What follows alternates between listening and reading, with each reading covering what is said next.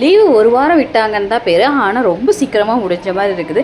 கூட இருக்கிற நமக்கே எப்படி இருக்குது, நான் ஸ்கூல் போகிற பிள்ளைங்களுக்கு இன்னும் எப்படி இருக்கும்.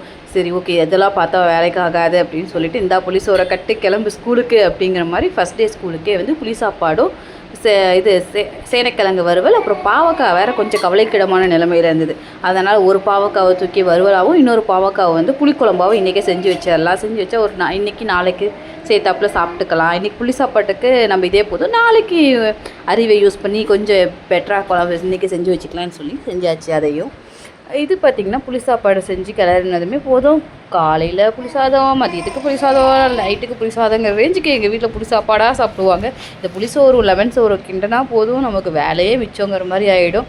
எத்தனை பேர் வீட்டில் எப்படி இருக்குங்கிறது தெரியல. பட் இங்கே வந்து ரொம்ப பிடிக்கும் எங்கள் வீட்டில் எல்லாருக்குமே. இதெல்லாம் சாப்பிட்டது பெருசுல 2 நாள் லீவ், ஒரு வாரம் லீவில் வந்து எங்கேயாவது வெளியில் போகலான்னு பிளான் பண்ணி திருச்சிக்கு தான் வந்து ட்ரிப்பு போகலாம். ஒரு 2 நாள் வந்து கோயில் தலமாக போயிட்டு வரலாம், கொஞ்சம் நல்லாயிருக்கும் அப்படிங்கிற மைண்டுக்கு ரிலாக்ஸாக. குழந்த பிறந்ததுலேருந்து வேறு எங்கேயுமே போயிட்டு வரல, அதனால 2 நாள் ஜாலியாக போயிட்டு வந்தாச்சு.